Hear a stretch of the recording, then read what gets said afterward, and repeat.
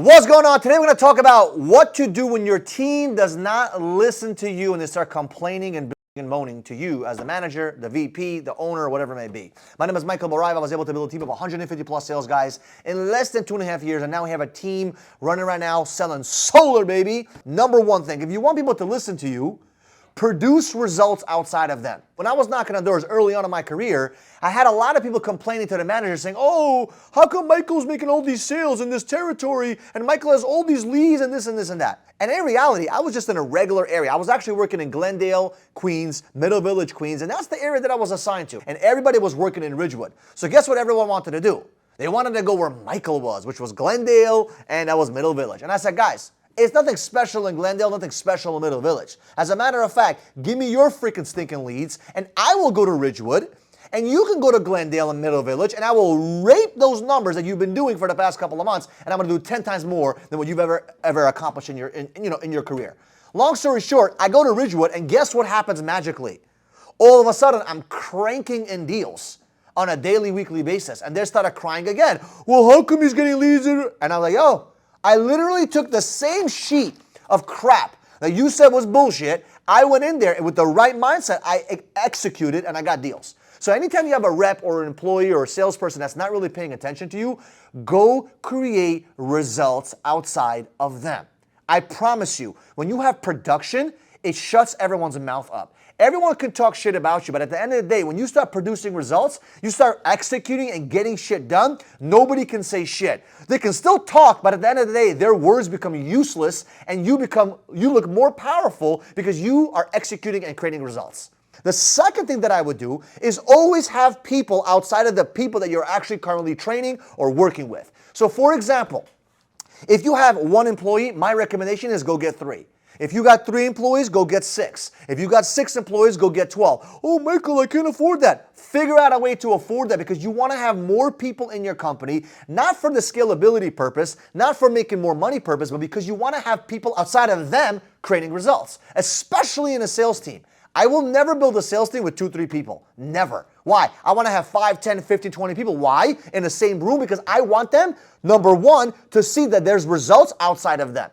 So if I'm managing an office of 15 guys and 5 of them are not creating results, 5 are average and 5 are kicking ass, the 5 that are not creating results can never complain to me and say, oh, this doesn't work, your game plan doesn't work, your boss, the product doesn't work, the market. They cannot do that. Why? Because you got 5 other guys that are creating results. So it's very important to always have people outside of the people that you're working with so this shows that you have results outside of them. So they don't start blaming you because a lot of people, what they do when they see results not happening, guess what they do?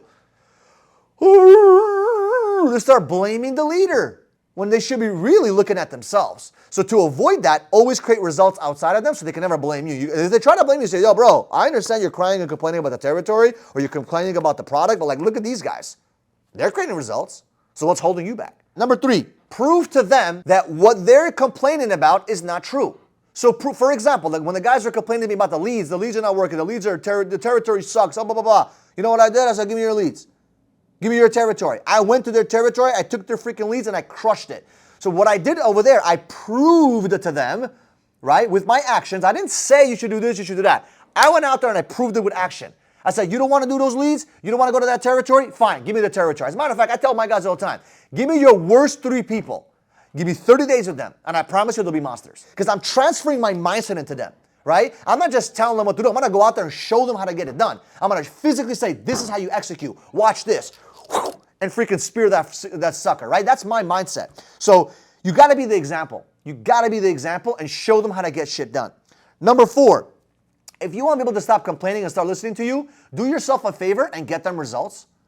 I know it sounds, it's much simpler than it is, but you got to go get people results. When people are making money, they don't complain. When people are creating results, they don't complain and whine and bitch and moan. When people have things going good for them, you don't have to worry about them. The only reason why they're complaining and bitching and moaning is because they don't have results. So be honest, whose fault is that?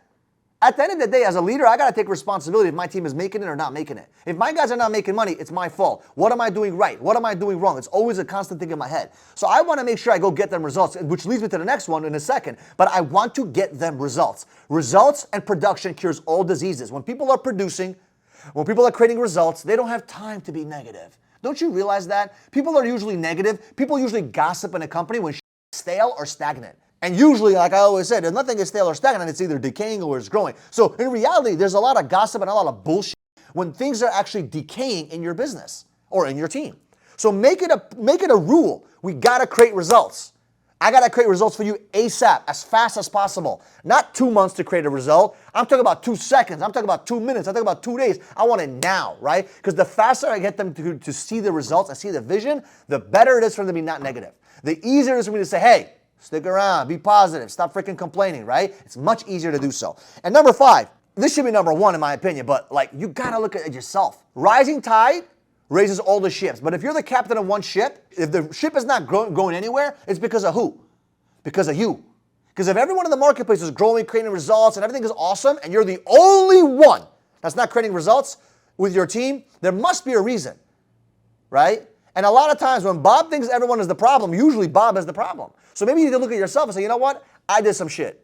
I fucked up. I need to get my leadership better. I need to learn how to lead these guys better. I need to learn how to motivate them better, how to inspire them better. What can I do to get them to the next level? Because there's always an inward thing, never outward. Usually it's an inward thing. When my team started to grow, it was because of me. Not because of the team. It was because of me that I took the action and said, you know what? I'm going to grow the team. I made a decision. Now, the reason why they grew was because of them.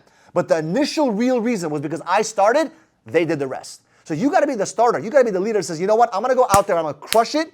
And I'm going to get these guys to pay attention to me. I'm going to create the results. I'm going to do what I need to do, help them get results, show them that it can't get done. And by you being the leader and the spear in the front of the team, I promise you, you will create results and people will listen to you and you'll have an amazing, amazing team. And as a matter of fact, you will have so many people listening to you, you won't even know what to do with your time. Because you'll be like, oh my God, I got 20 guys listening to me. Who do I put my time? And that's where the next level of leadership kicks in, where you got to learn where to put your time, where to kick, where to, step away a little bit, give them some time to kind of, figure out on their own. And that's the next level of leadership. So I appreciate you guys. If you love this kind of content, do me a solid and subscribe to the channel and share this with a friend or family member that actually can, get this information and get them to the next level in their business and their leadership or building their teams. So I appreciate you guys and we'll see you guys in the next video.